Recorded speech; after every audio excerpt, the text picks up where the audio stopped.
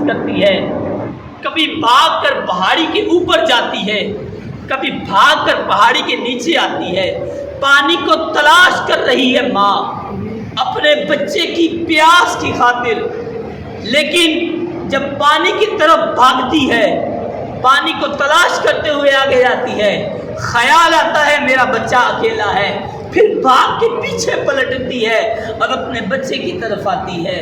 یوں اوپر جانا، پھر نیچے آنا، پھر آگے جانا، پھر پیچھے آنا، 7 چکر لگائے۔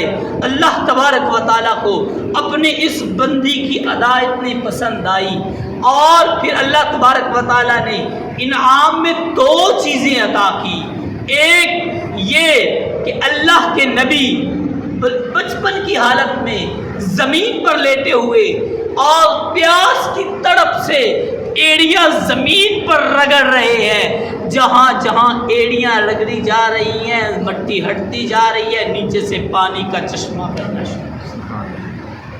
جس پانی کو آج حجاج اکرام آب زمزم سمجھ کر کھڑے ہو کر پیتے ہیں، کھڑے ہو کر پینا فضیلت سمجھتے ہیں، اور جس پانی سے آج ہماری طلب ہوتی ہے کہ ہم یہاں سے پاکستان سے ایک کپڑے کا ٹکڑا لے کر جائیں اور اس پانی سے اس کپڑے کے ٹکڑے کو دھو کر کے اپنا کفن بنائیں، جس پانی کو بوتل کے اندر بند کر کے ہم اپنے وطن ملک میں لانا سعادت سمجھیں، جس پانی کی فضیلت یہ کہ جس پانی میں وہ ملتا جائے گا وہ بھی ابواب الشفا یعنی زمزم بنتا جائے گا، اس پانی کی فضیلت، اس کا مقام دیکھیں۔ اللہ تبارک و تعالیٰ کے نیک و مقبول اور اللہ کے پیارے نبی حضرت اسماعیل علیہ نبی علیہ السلام کے ایڑیوں سے نکلنے والا وہ پانی، آپ کے ایڑیوں سے نکلنے والا وہ پانی، پہلا انعام اللہ نے اپنے محبوب بندوں کو یہ دیا۔ انعام ایسے نہیں مل جاتے، ان انعاموں کے پیچھے بڑی قربانیاں ہوتی ہیں، ان انعاموں کے پیچھے بڑی مشقتیں ہوتی ہیں، بڑا کچھ قربان کرنا پڑتا ہے۔ آج ہم اپنے بچوں کو اکیلا گھر میں نہیں چھوڑ کے جاتے، آبادی بھی ہے، لائٹ بھی ہے، سارا کچھ ہے، ٹیلی فون بھی ہے، جدید دور ہے، اس کے باوجود بچوں کو گھر میں اکیلا چھوڑنا مشکل ہو جاتا ہے۔ اور اس منظر کو یاد کریں، جنگل کے اندر شیر خوار بچہ، دودھ پیتا ہوا بچہ، اور تنہا ماں، اور کچھ بھی نہیں پاس، چھوڑ کے چلے جانا، اور اللہ کی رضا کے لیے اللہ کے حکم پر چھوڑ کے چلے جانا۔ پھر اللہ نے انعام کیسا دیا؟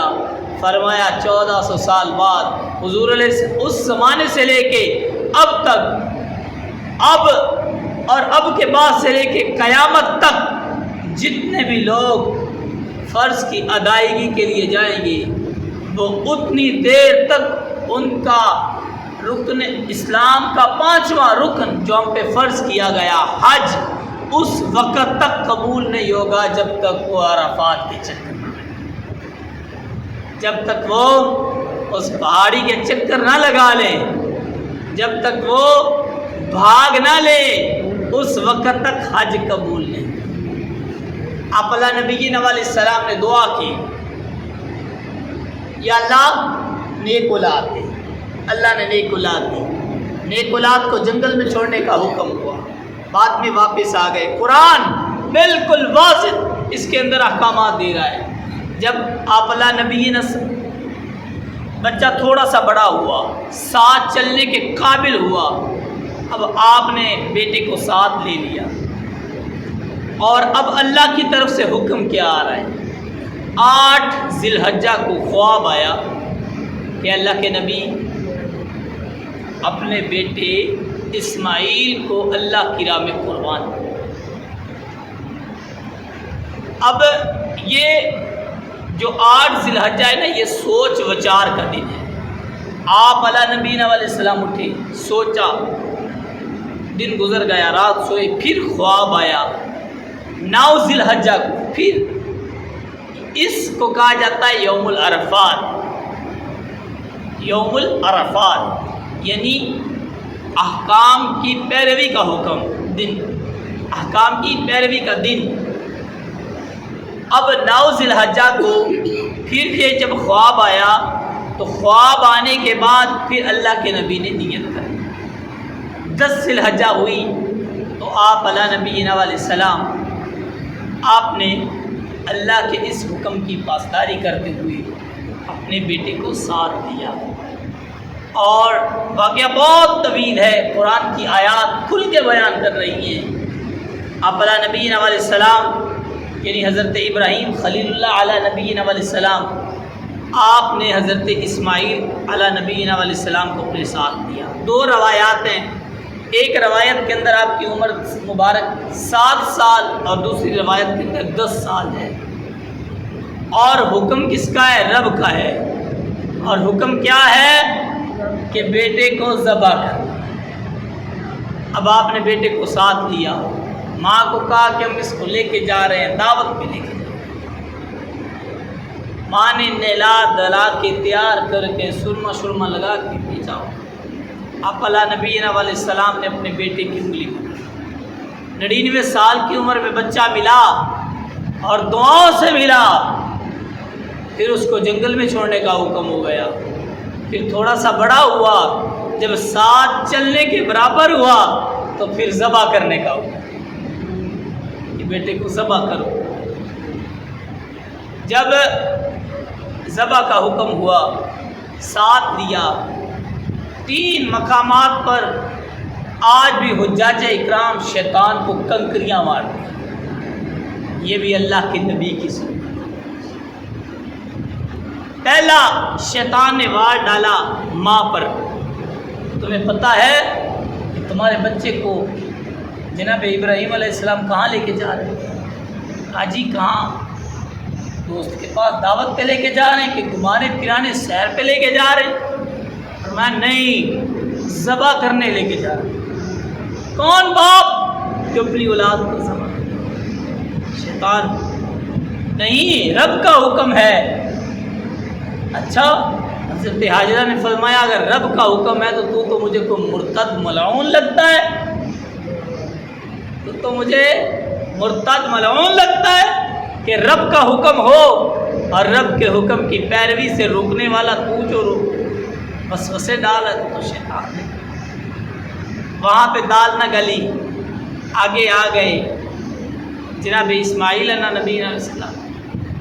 کہا جی پتہ تمہیں تمہارا والد کہاں لے کے جا رہا ہے؟ جی کہاں لے کے جا رہا ہے؟ سیر کے لیے لے کے جا رہا ہے۔ نہیں جی سیر کے لیے نہیں، یہ تمہیں ذبح کرنے کے لیے لے کے جا رہا ہے۔ اور ان کا خیال ہے کہ ان کو ان کی رب کی طرف سے حکم ہوا ہے۔ جناب اسماعیل علیہ نبی علیہ السلام فرمایا نبی کا خیال نہیں ہوتا، نبی پر ہونے والے احکامات ہوتے ہیں۔ نبی کو اس کے رب کی طرف سے احکامات ملتے ہیں، نبی کا خیال نہیں ہوتا۔ اور اگر رب کی طرف سے حکم ہے تو میں ذبح ہونے کے لیے تیار ہوں، انشاءاللہ من الصابرین۔ میں اپنے رب کی راہ میں قربان ہونے کے لیے تیار ہوں۔ ادھر سے بھی کنکریاں پڑی۔ پھر جناب ابراہیم علیہ نبی علیہ السلام، شیطان آپ کے پاس آ گیا اور جی ابراہیم علیہ نبی علیہ السلام بیٹے کو ذبح کرنے جا رہے ہو، نہ جبریل آیا نہ وحی اتری، صرف خواب آیا ہے اور خواب کی بنا پر بیٹے کو ذبح۔ آپ علیہ نبی علیہ السلام نے فرمایا کہ ہم نبیوں کے خواب جھوٹے نہیں ہوتے۔ اور پھر خواب بھی ایک بار نہیں 3 بار آیا۔ یہ اللہ کا حکم ہے اور اللہ کے احکام کی پیروی ہمارے لیے لازم ہے۔ اور جو تو روک رہا ہے تو مرتد ملعون شیطان ہے۔ آپ نے بھی کنکریاں اٹھا کے مارے۔ اپنے بیٹے کو قربان گاہ کی طرف جب لے کر گئے تو بات بتا دی کہ بیٹا مجھے رب کی طرف سے یہ حکم، لن تنالوا البر حتی تنفقوا مما تحبون، اپنی پسندیدہ چیز اپنے رب کی راہ میں قربان۔ اللہ، مال دینا، وقت دینا آسان ہے، لیکن اولاد کا دینا، اولاد والوں کو پتہ ہے، اولاد اور پھر وہ اولاد جو عمر کے آخری حصے وہ اولاد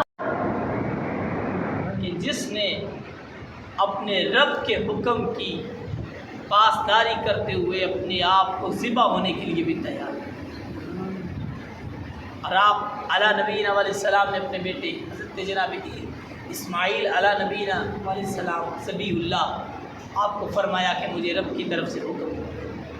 اب بیٹے کا صبر دیکھیں، اس لیے کہتے ہیں اپنے بچوں کو دیندار بنا، اس لیے کہتے ہیں اپنے بچوں کے دلوں میں محبت خدا ڈالیں تاکہ وہ آپ کے فرما بردار بھی بنے۔ فرمایا بیٹا مجھے رب کی طرف سے حکم ہے۔ آج کی بابا جان اگر رب کا حکم ہے تو میں قربان ہونے کے لیے تیار ہوں، لیکن میری کچھ شرط ہے۔ پہلی بات تو یہ کہ مجھے الٹا لٹا کے ذبح کریے گا کہ کہیں آپ میرا چہرہ دیکھے تو آپ کی آنکھوں میں آنسو۔ جس چھری سے ذبح کرنا وہ تیز دار چھری ہو تاکہ چھری چلاتے وقت آپ کے ہاتھ رکے نہ اور تیزی سے میرا گلا کٹ جائے۔ اور تیسرا یہ کہ فرمایا میری قمیض میری والدہ کو دے دینا۔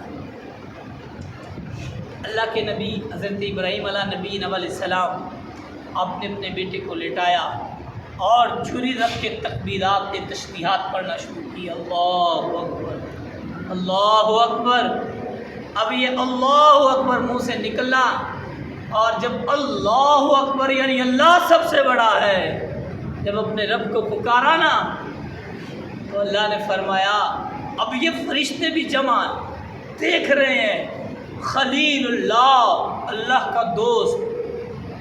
آج کا دوست اس سے سوال کرے نا مشکل پڑ جاتا ہے۔ اللہ کے نبی خلیل اللہ ہیں، ادھر ملائکہ بھی منظر دیکھ رہے ہیں کہ ایک خلیل اللہ جو اللہ کا دوست ہے، اللہ کا مقبول بندہ ہے اور اللہ کی طرف سے ملنے والے احکام کی پیروی کے لیے اس حد تک چلا گیا، اب وہ رب کی رحمت کی طرف بھی ملائکہ دیکھ رہے ہیں کہ رب کی رحمت اب کیا کرتی ہے، کیا حکم آتا ہے، کیا وحی آئے گی، کیا حکم ملے گا۔ اللہ تبارک و تعالیٰ نے قرآن کے کھلے الفاظ اللہ نے فرمایا جبریل جلدی سے جاؤ اور جنت سے مینڈک دنبال۔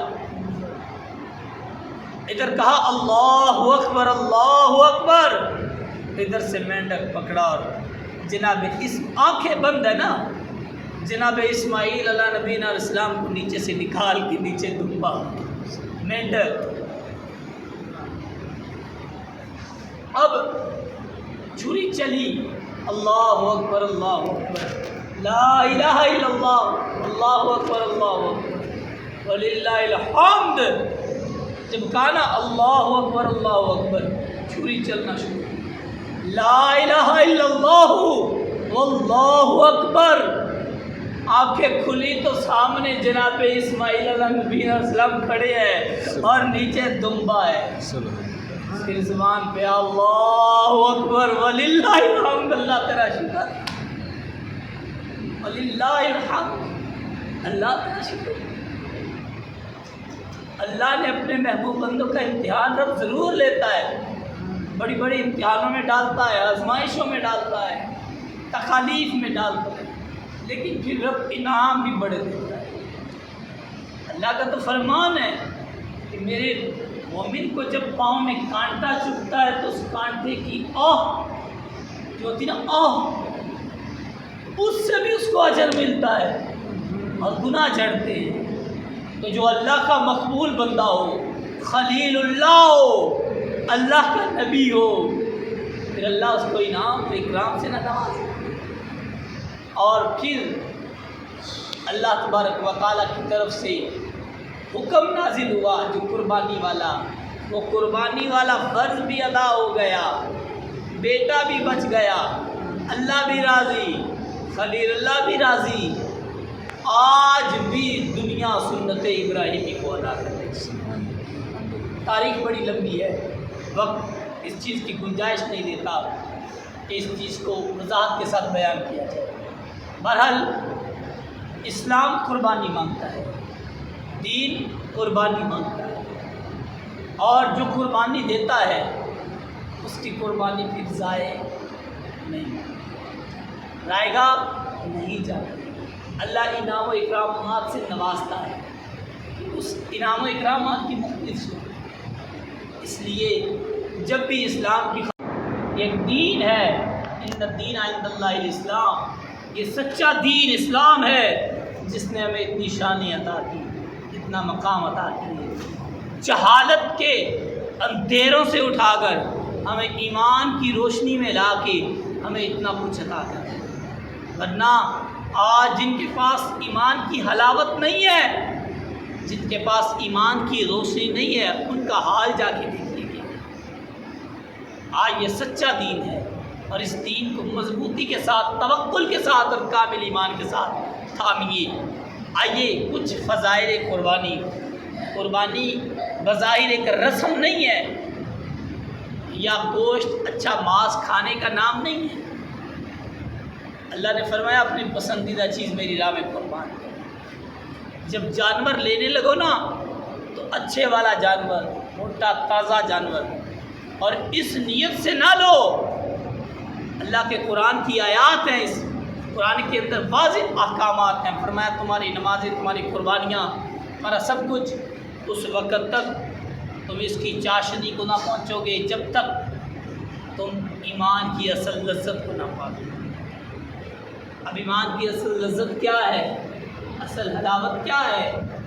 کہ خلوص نیت کے ساتھ، صدق کے دل سے اللہ کی رضا اور اللہ کی مخلوق کو راضی کرنے کے لیے، رب کی رضا کے لیے اور رب کے ذریعے رب کی مخلوق کو راضی کرنے کے لیے جب کوئی کام کیا جائے نا، پھر اس کے اندر چاشنی آتی ہے، حلاوت آتی ہے، لذت آتی ہے، مزہ آتا ہے۔ ورنہ نمازیں تو بڑی ہم پڑھتے ہیں، لیکن اصل نماز جو قائم کرنے کا حکم ہے، کاش ہم ایک نماز بھی قائم کرنے والے بنے، ہمیں ایک نماز کی لذت بھی مل جائے ہمارے بارے لے آئے۔ قربانی خالی اچھا موٹا جانور خرید کے ماس گوشت بنا کے گھروں کے اندر فریجوں میں سٹور کرنے کا نام نہیں ہے۔ قربانی یہ ہے کہ جب اچھا تازہ جانور ذبح کر دیا نا تو اب اللہ کی راہ میں اس کو تقسیم کرو۔ ہاں اب سارے کا سارا گوشت کھا جائیں گے تو اب گناہ گار نہیں ہوں گے، لیکن فرمایا فضیلت اس میں ہے کہ اس کے 3 حصے بنائیں۔ ایک حصہ اپنے لیے رکھیں، ایک اپنے عزیز و اقارب رشتہ دار بہن بھائی دوستوں کے لیے، اور ایک اللہ کی اس مخلوق کے لیے جو کہ قربانی نہ کر سکے، غریب غربا کے لیے۔ اب حصے بھی کیسے کرنے ہیں؟ جڑا سونا سونا گول بوٹیاں والا ماس ہونا ہے وہ اپنے واسطے، جڑا تھوڑا جا نارمل ہلکا ہونا ہے وہ رشتہ داراں واسطے، اور جڑا اس تو تھلے بالکل ریا چھیا چچڑے اوجریاں موجریاں وہ غریباں واسطے نہیں۔ لن تنالوا البر حتی تنفقوا مما تحبون۔ اپنی پسندیدہ چیز اپنے رب کی راہ میں قربان۔ اب اس کا بہتر طریقہ یہ ہے کہ جب گوشت کٹ جائے نا سارے گوشت کو مکس کریں۔ ہمارے پتہ کیا کرتے ہیں؟ آدھے چلو جی 4 کھروڑے جڑے ہیں نا وہ حاجی صاحب اور لے لیں، جبکہ وہ بھی اس کے حصے میں آتے ہیں۔ اب پھر کیا ہوتا ہے؟ سری فلان دے دو، نہیں وہ بھی اس کے حصے میں آ رہا ہے۔ اب یہاں پہ احکام دیکھیں نا، عمل چھوٹا سا ہے لیکن اس کے اندر اخلاص پیدا کرنا ضروری ہے۔ عمل چھوٹا سا ہے، ٹھیک ہے؟ اچھی طرح سے گوشت کو مکس کریں تاکہ دل کے ذرہ بھر بھی دل کے اندر یہ نہ ہو کہ سونا سونا ماس ساڑھے گارا۔ مکس کرنے کے بعد اس کے 3 حصے برابر کریں کیا، اور پھر اس کی تقسیم کاری کریں۔ آئے تکبیرات تشریعات کا سن لیتے ہیں۔ جو ہم نے سنا نا کہ اللہ کے نبی جناب ابراہیم علیہ نبی علیہ السلام آپ نے تکبیر پڑھی اللہ اکبر، اس تکبیر کو 9، 10، 11 ہر نماز کے ساتھ جماعت کے ساتھ پڑھنا، ایک بار پڑھنا واجب اور 3 بار پڑھنا مستحب، یعنی اچھا عمل ہے، اور اس کو ضرور پڑھنا چاہیے۔ اللہ اکبر لا الہ الا اللہ واللہ اکبر وللہ الحمد۔ اور قربانی کے لیے جو جانور سلیکٹ کرے، خریدے، وہ بے داغ اور بے عیب ہو، بلکہ اچھا ہو، قربان گاہ تک خود چل کے جانے والا ہو، آنکھوں سے صحیح ہو، پاؤں ہر چیز ٹھیک ہو، اس جانور کی قربانی ہوتی ہے۔ اللہ تبارک و تعالیٰ ہمیں حقیقی معنوں میں اپنی راہ میں اپنا سب کچھ قربان کرنے کی توفیق نصیب فرمائے۔ قربانی سے متعلق کوئی بھی مسئلہ ہو تو آپ ضرور پوچھ سکتے ہیں۔